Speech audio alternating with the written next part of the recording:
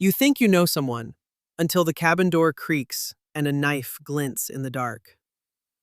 In the quiet hush of winter, a simple idea promises warmth. A cabin in the woods, a fireplace, a few days away from the grind.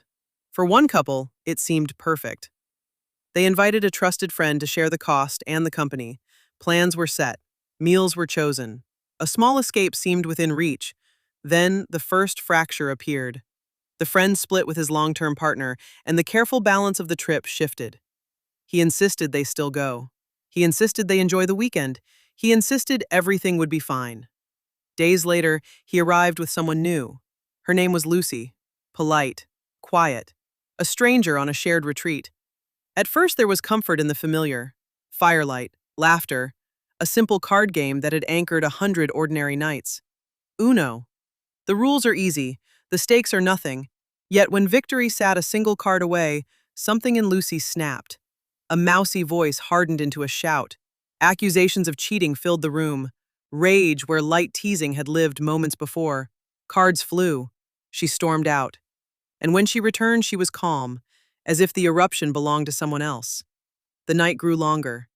Dinner began with small talk and tipped into confessions no one had asked to hear. Private details tumbled out, and embarrassment clouded the air. Later, hushed voices from opposite corners of the cabin suggested a deeper strain. The couple fought. The walls listened. Their friends did not. Past midnight, fear announced itself without words. A man woke to find a figure at the foot of his bed. Lucy stood still and watched him sleep. He asked why. She answered that she was watching. Then she left.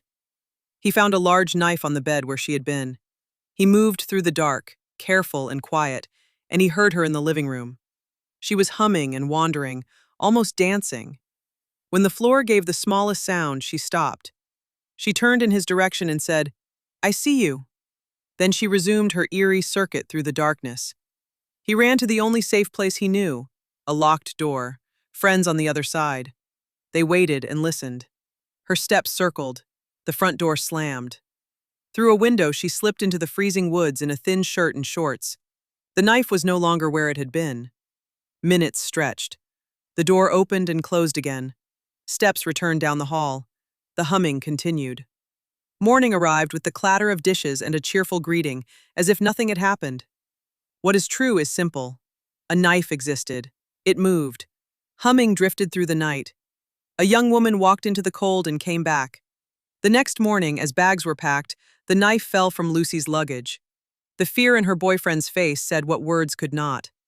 The drive home was silent. He never saw her again. She never called. Attempts to find her afterward brought up nothing. No profiles, no records, no trace that matched the name she had given.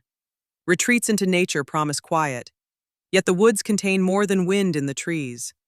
Months later and miles away, another cabin took in another traveler. He was alone by choice. He sought silence because the world had grown loud. Mornings belonged to trails and birdsong. Evenings belonged to books and the steady rhythm of a page turning. One day, a sound followed him through the trees. Twigs snapped behind him. It did not feel like wind or animal. It felt deliberate. He turned and saw no one. He turned again and saw only trees. The weight of being watched followed him back to the cabin. Night fell. The mood sank. He tried music. He tried a drink. By 11, a knock came at the door. From the window, he saw only darkness. Then, as if summoned by doubt, a figure stood in the porch light. A man in a suit.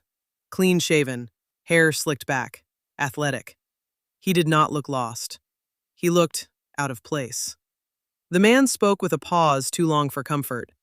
He said he had been driving with his girlfriend. He said he had spent hours looking for her. He asked to come inside to call for help. The voice said he was afraid. The voice carried no fear. He paused again. He said something was out there with him. He needed to hide. He needed to come inside. The lone occupant of the cabin said no. He said he would call for help. He reached for his phone. The suited man pounded the door. Laughter answered the resistance.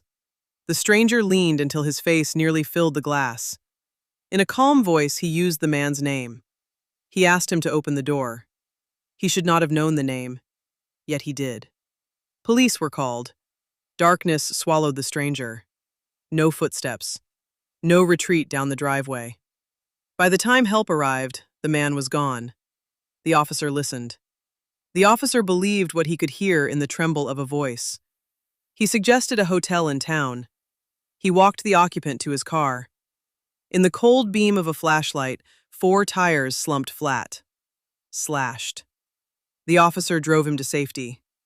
The night ended in a sterile lobby, not in the small warmth of a cabin in the trees. Meaning is hard to harvest from silence, but facts remain. A stranger appeared at 11. He asked to enter. He laughed when refused. He spoke a name he should not have known. He vanished without a trace. 4 tires were ruined. A police report was filed. Sometimes the question is not why these things happen. Sometimes the question is only how quickly you can lock a door.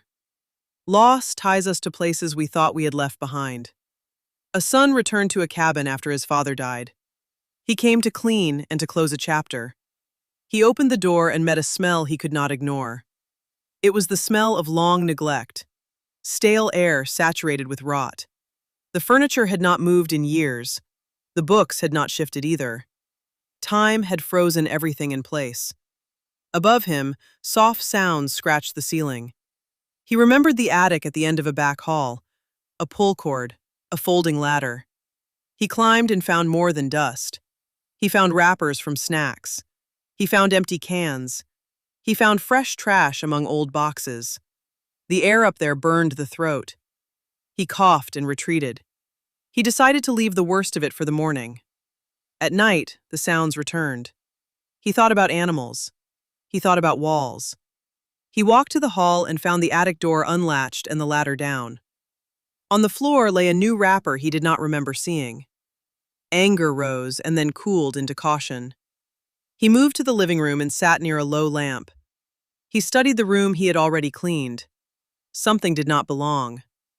In a shadowed corner, a blanket draped over a lump the size of a person.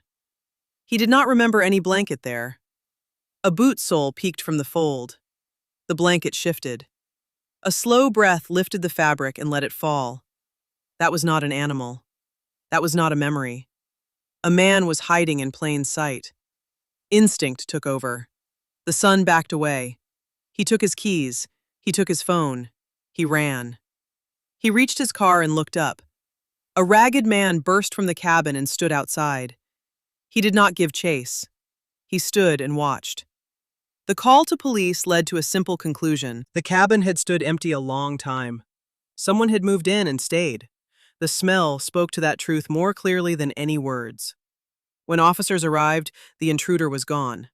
The son did not go back inside. He paid others to clear what he could not face.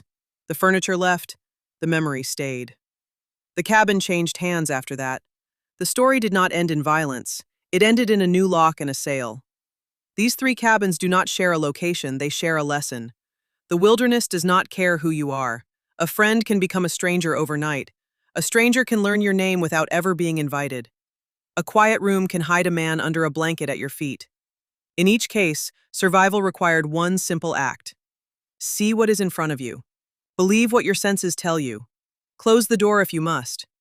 People think they can recognize danger by its face. They imagine a villain who looks the part. Yet danger whispers from the mouth of someone who seems gentle. It hums in the hallway. It wears a pressed suit.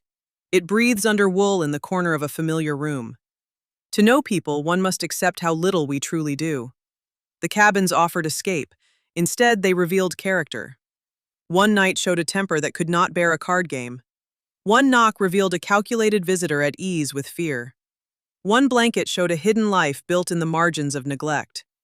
The forest held its breath and watched, as it always does, while human nature played out inside thin walls. We return to the lesson that opened this journey. You think you know someone, until the door moves and the quiet breaks. In the end, what remains is not legend or rumor. It is the memory of light against glass, of footsteps in a hall, of a knife where it did not belong. It is the decision to leave, to call, to sell, and to live. These are cabin truths. They are not stories told to frighten. They are testimonies to awareness. And they are reminders that in the stillness of the woods, The most unpredictable wilderness is the human mind.